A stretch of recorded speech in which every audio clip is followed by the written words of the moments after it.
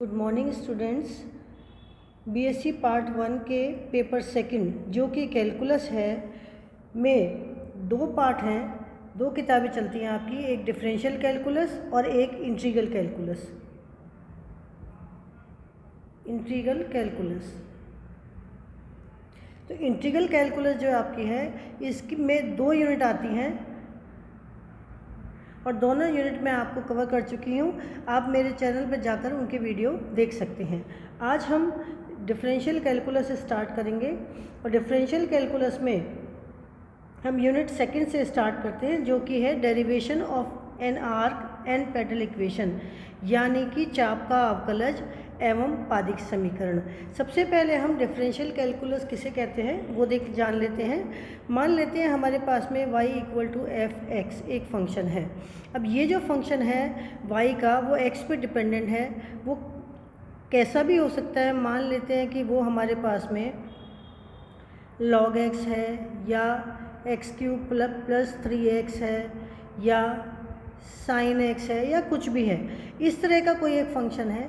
जैसे ही हम x की वैल्यू में चेंज करेंगे फंक्शन के कारण y की वैल्यू में भी चेंज आएगा।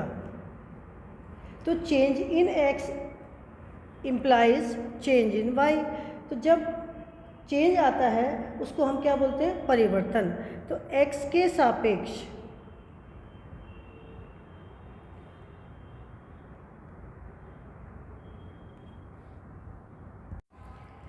y में परिवर्तन, या हम यूँ कहें कि परिवर्तन की दर या रेट ऑफ चेंज, इसे हम अवकलन यानी डिफरेंशियल कहते हैं। यानी dy/dx, यदि हमें कोई फंक्शन y = f(x) दिया है और हम उसके dy/dx निकालें तो उसे हम कैलकुलस या डिफरेंशियल कैलकुलस के रूप में पढ़ते हैं। अब हम स्टार्ट करते हैं पादिक समीकरण से, यानी कि पेडल इक्वेशन। अब पेडल इक्वेशन निकालने के लिए पहले हम डेरिवेटिव ऑफ एन आर्क देखते हैं कि क्या होता है। चाप के अवकलज, derivatives of arc, derivative of arcs, यानी कि मान लेते हैं कि हमारे पास में ये कोई एक आर्क है।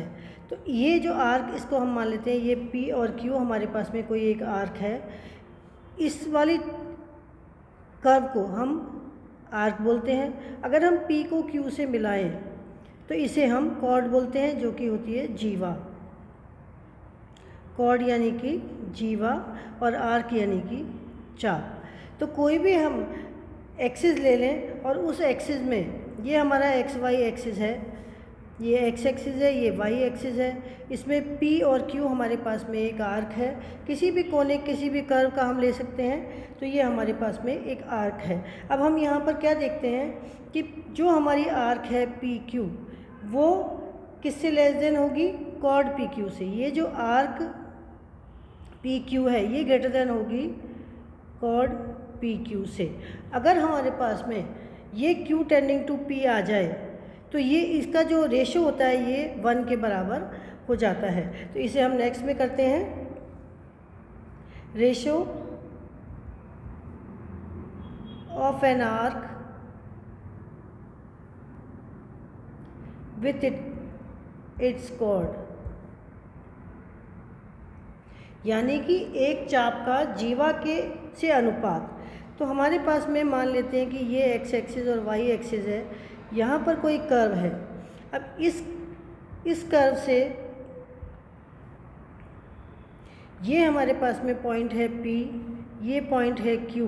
तो यहाँ से हमने ये कॉर्ड बनाया, तो ये हमारे हुआ कॉर्ड और ये हमारा हुआ आर्क। अब हमने एक टेंजेंट लिया इस P बिंदु पर, ये टेंजेंट लिया हमने, तो इसे टच कर लेंगे इसको। ये टेंजेंट हमने यहाँ पर लिया, इससे हमने यहाँ पर एक परपेंडिकुलर डाला, ये हमारे पास में M परपेंडिकुलर हुआ और ये जो एंगल है ये एंगल अल्फ़ा है। तो जो कर्व है हमारा, उस कर्व पे दो बिंदु हमारे पास में P और Q हैं।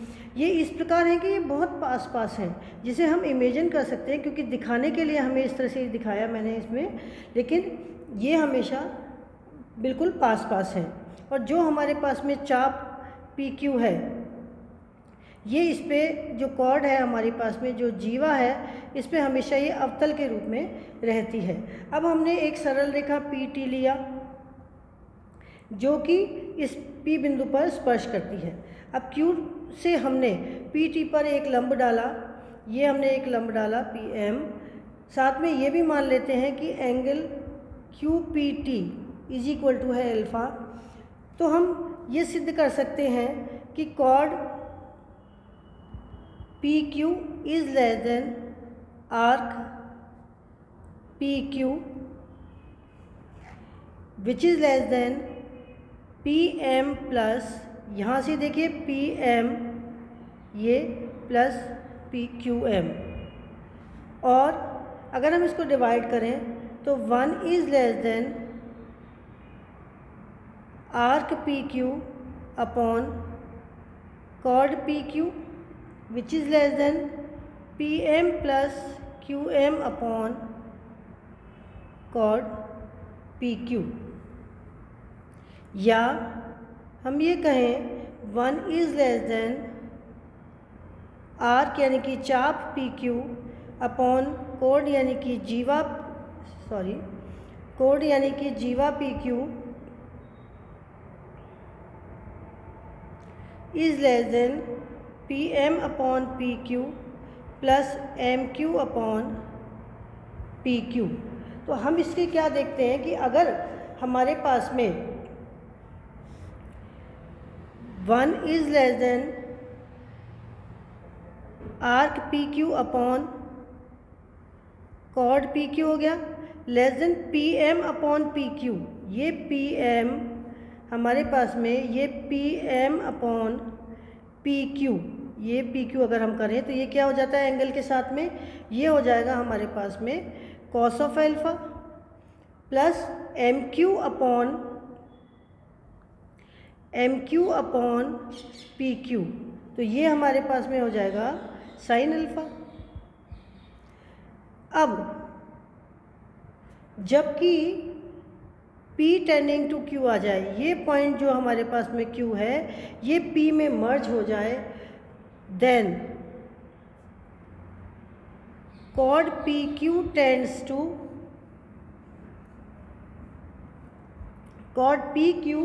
टू टेंजेंट PT और एंड अल्फ़ा इक्वल टू 0, क्योंकि ये इसमें मर्ज हो जाएगा। तो इसका मतलब हमारे पास में आया, जो हमारे पास में है chord arc PQ upon chord PQ when limit Q tending to P अगर हम करें तो वो हमेशा 1 होता है। तो ये जो हमारा हुआ ratio of an arc with its chord, तो ये जो हमारी आर्क है और ये जो हमारा कॉर्ड है, इन दोनों का जो रेशो है, एक चाप का इसकी जीवा से जो अनुपात है वो हमेशा 1 होता है, जबकि जो पॉइंट है Q टेंड्स टू P हो। अब हम नेक्स्ट आर्टिकल करते हैं। नेक्स्ट आर्टिकल है हमारे पास में डेरिवेटिव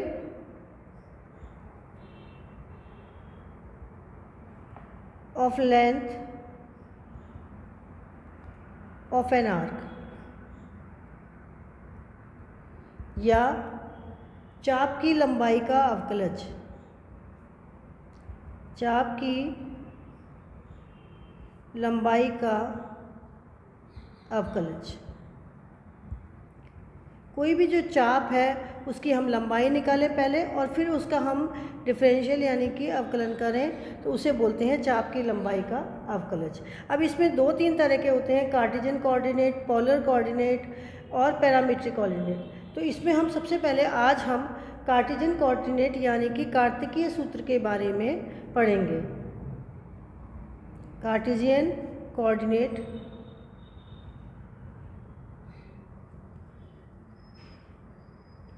या कार्टेशियन फार्मूला कर लेते हैं इसको हम। कार्टेशियन फार्मूला या कार्तीय सूत्र। अब हम क्या करेंगे, ग्राफ बना लेते हैं पहले। ये हमारे पास में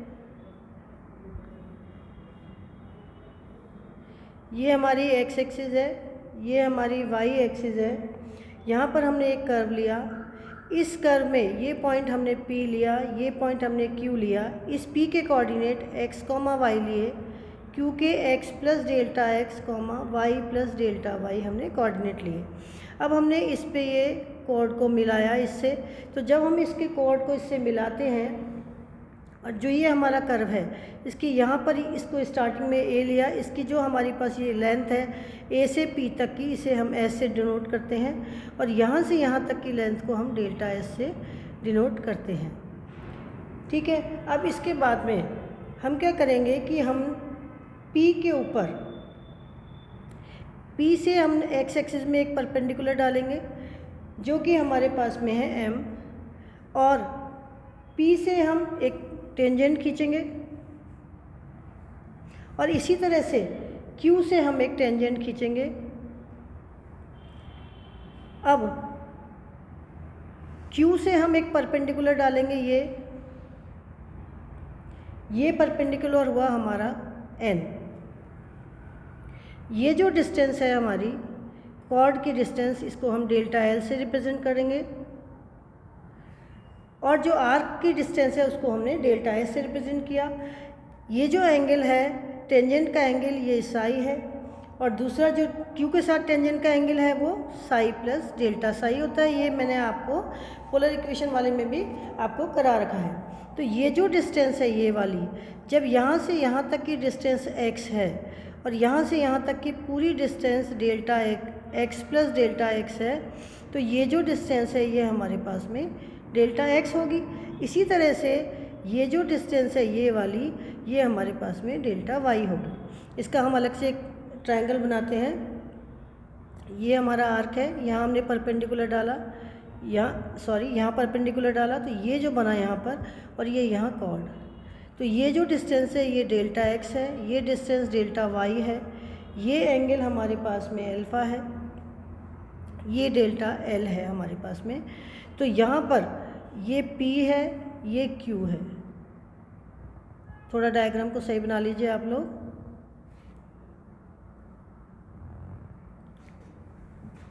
तो इससे अब हम क्या लिखेंगे कि मान लेते हैं कि जो हमारा कर्व है, ये जो कर्व का समीकरण हमारा है y is equal to function of x, और ये भी मान लेते हैं कि जो हमारा P है इसके पॉइंट है x, y कोऑर्डिनेट्स, और Q के कोऑर्डिनेट्स जो इसके बिल्कुल पास है उसे हम x plus delta x and y plus delta y मान लेते हैं।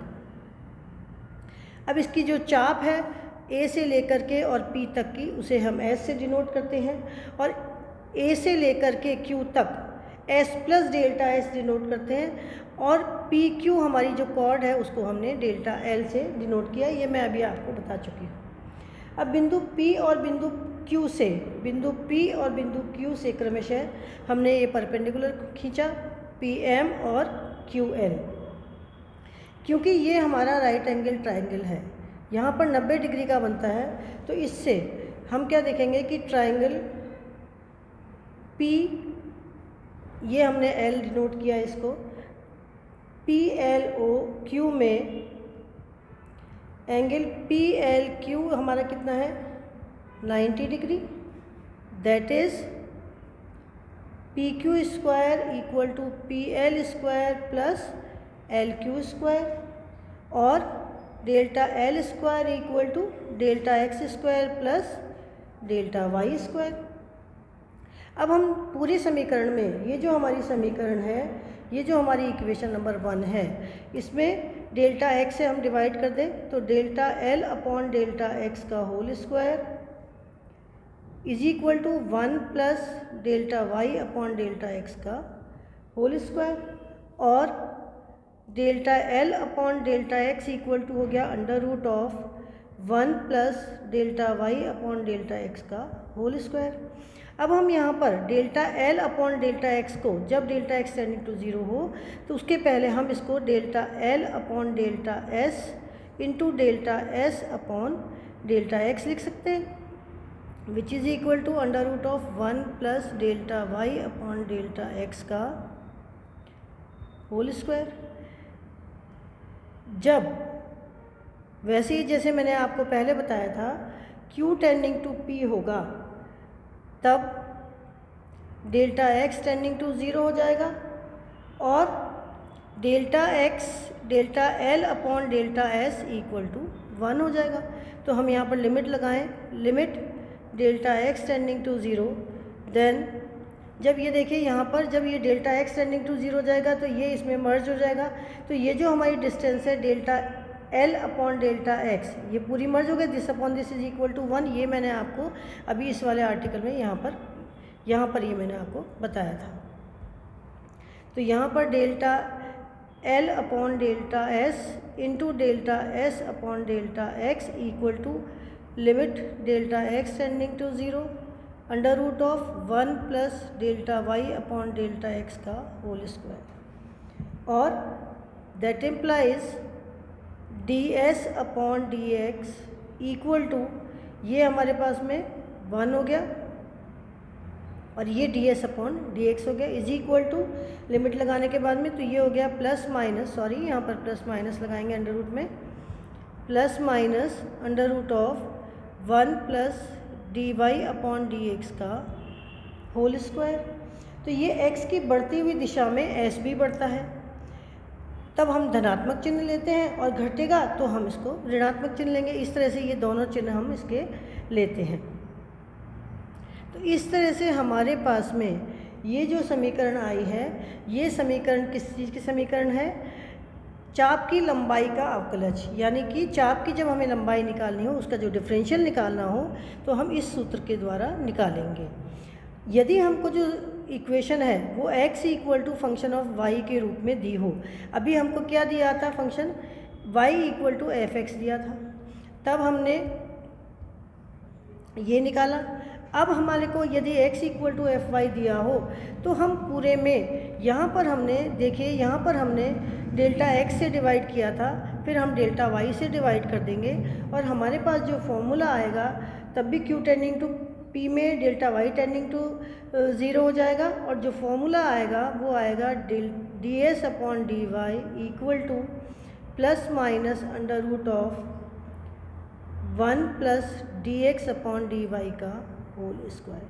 तो इस तरह से ये दोनों फॉर्मूले हैं, जब हमें फंक्शन जिस रूप में दिया हो उस रूप में रखने के बाद हम इसका डेरिवेटिव निकाल सकते हैं। अब मैं आपको इसके क्वेश्चंस कराती हूँ।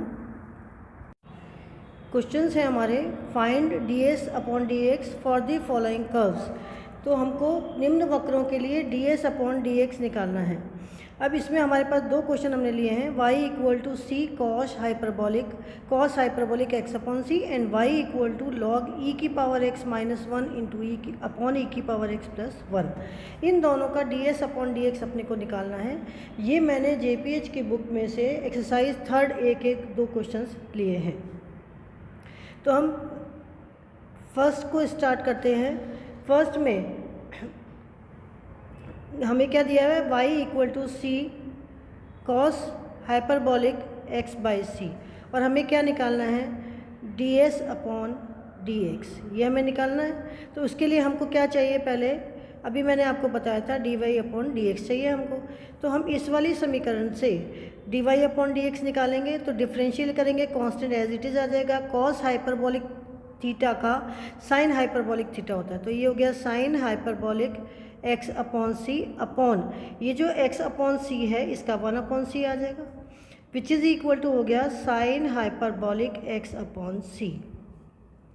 अब हम फॉर्मूले को यूज़ करेंगे, D S upon D X equal to होता है 1 plus minus under root of 1 plus D Y upon D X का whole square, which is equal to plus minus under root of 1 plus sine hyperbolic X upon C का whole square. और 1 plus sine hyperbolic square theta equal to होता है cos hyperbolic square theta.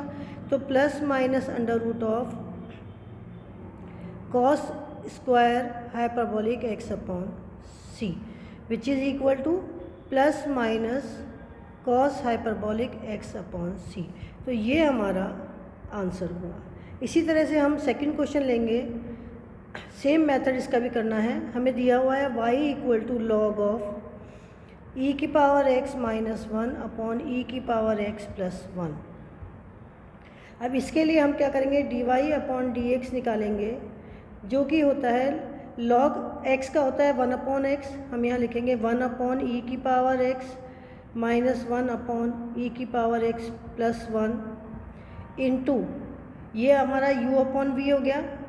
ये वाला जो है हमारा अंदर वाला है ये u अपॉन v हो गया। तो first function ex plus 1 into differential of ex minus 1 minus ex minus 1 into differential of ex plus 1 upon ex plus 1 का होल स्क्वायर। ये आप लोग जानते हैं। इसको हम आगे सिंप्लीफाई करें तो ये हमारा हुआ e की पावर x प्लस 1 ऊपर चला गया, e की पावर x माइनस 1 नीचे आया, इंटू यहाँ पर ex plus 1 into differential of ex minus 1 कितना होता है, ex होता है, माइनस ex माइनस 1 हमने यहाँ लिखा इंटू डिफरेंशियल ex हो गया, अपॉन ex प्लस 1 का whole square which is equal to ex plus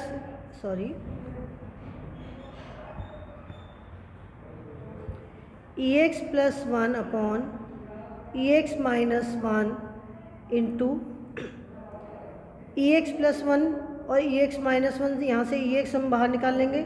ये ex हमने बाहर निकाला तो ये हुआ ex plus 1 minus ex minus into minus, ये माइनस इंटू ये माइनस प्लस हो गया तो प्लस 1 अपॉन ex प्लस 1 का whole square which is equal to यहाँ से ex प्लस 1 इस ex प्लस 1 से कैंसिल हो गया।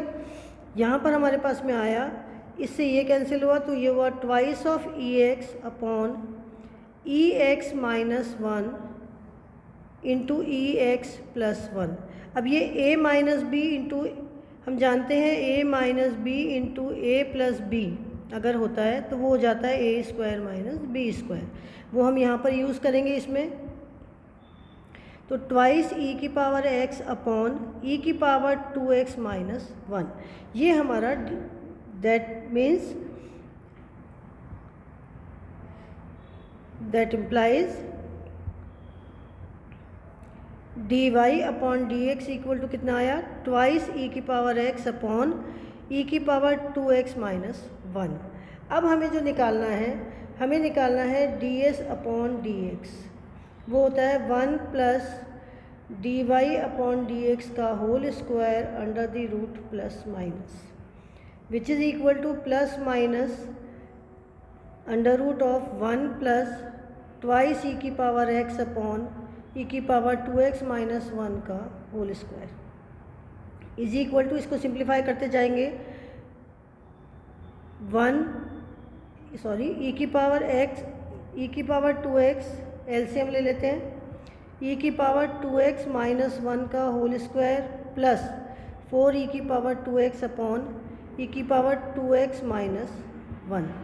जब हम इस वाली टर्म को खोलेंगे यहाँ से तो हम खोलेंगे और ये इसको 4 ऐड करेंगे तो ऊपर हमारे पास जो टर्म आएगी वो हमारे पास में हो जाएगी e की पावर 2x प्लस 1 का होल स्क्वायर अपॉन e की पावर 2x माइनस 1 का whole square under the root, और विच इज़ इक्वल टू, यहाँ दोनों स्क्वायर है बाहर निकाल लेते हैं तो ये हो जाएगा प्लस माइनस e की power 2x plus 1 upon e की पावर 2x माइनस 1। तो ये हमारे पास में ds अपॉन dx आ गया जो हमें निकालना था।